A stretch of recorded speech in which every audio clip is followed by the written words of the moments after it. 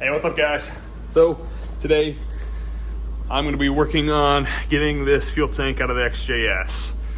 It's a project I've been kind of dreading for some time just because I know it's going to be a huge pain, but it's something that needs to be done. You guys can see all the corrosion at the base here.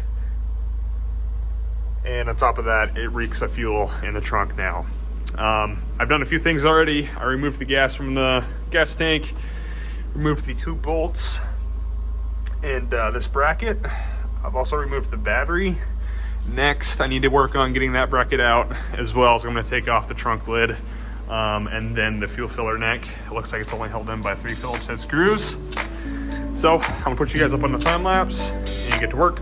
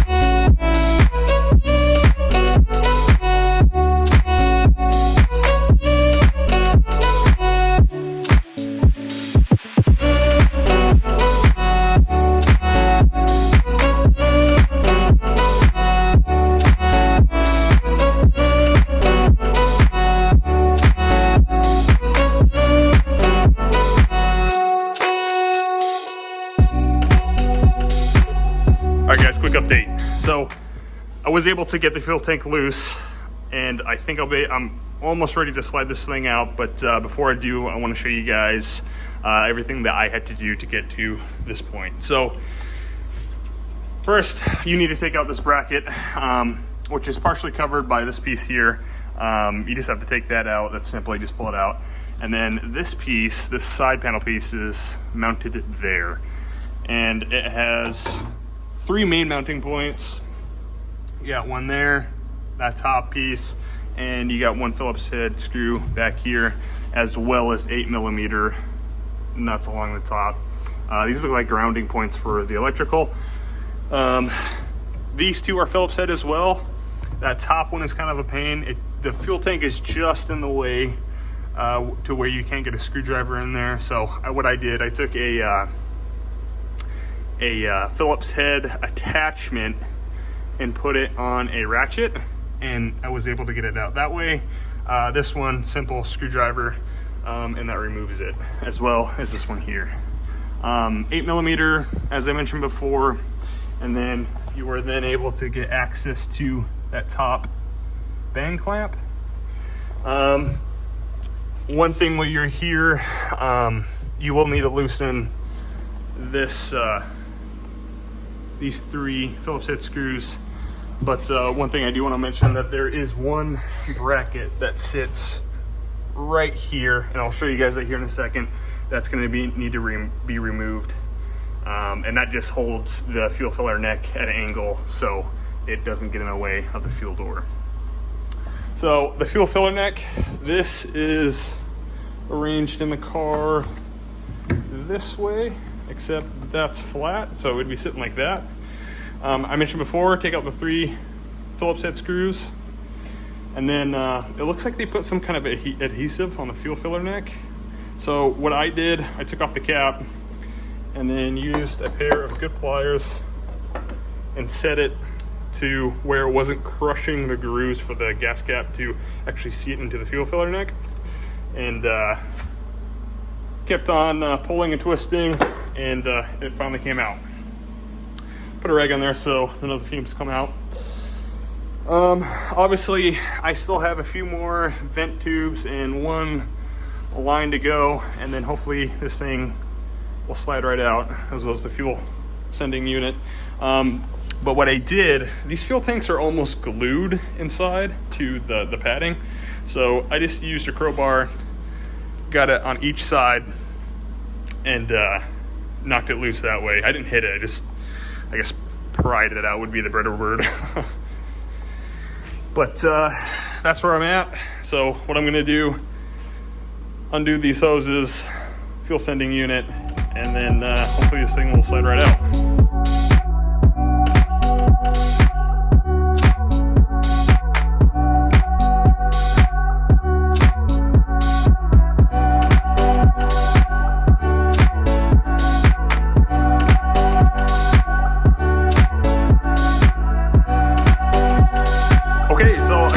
Out of the car, and I do gotta say that was a big pain to get out of the car.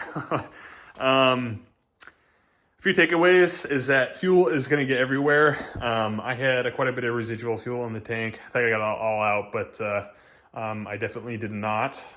So have some sort of absorbent pads or something ready to catch the fuel, as well as do this in a well-ventilated area, just because the fumes did get pretty bad once the fuel tank was out and everything, and I was cleaning all this up. Another thing, I took out this side panel. Take out this side panel as well. That way the fuses and relays aren't in the way. The vent tubes get in the way as well. So those out of the way makes it just a little bit more easier. Let's see, after doing this, I know I don't want to put a stock style fuel tank in the car. I think I'm gonna run a fuel cell. I am curious what you guys' opinions are on that, as well as suggestions on what kind of fuel cell I should run. I'm definitely gonna have to do a lot more research on it, but man, yeah, it was a huge pain getting this thing out. Which, by the way, let me show you guys the fuel tank. Here it is, it's outside. This thing reeks of fuel, but let me show you guys the underside. I definitely think this is the culprit on why I was smelling fuel in the car. So I am really excited to get this all done. Another thing I'm really excited about is that everything in here looks pretty clean, aside from the battery tray. I need to get this redone, but everything looks really good. So the next few things I need to do: take out the surge tank, clean that thing up, and then go through all these lines, make sure nothing's leaking, and go from there. All right, guys, I'm calling it a night here. Gotta clean up a little bit, and yeah, I gotta do some research on what kind of fuel cell I wanna put in the car. I definitely am gonna go that route. I wanna see your guys' opinions and suggestions on what kind of fuel cell it should run. I know Radium Engineering has a really nice fuel cell, and might have to look into that. Quite expensive, but I think you get what you pay for. So that would be a really cool and nice upgrade to the car. So with all that being said, I'll see you guys in the next one. Thanks.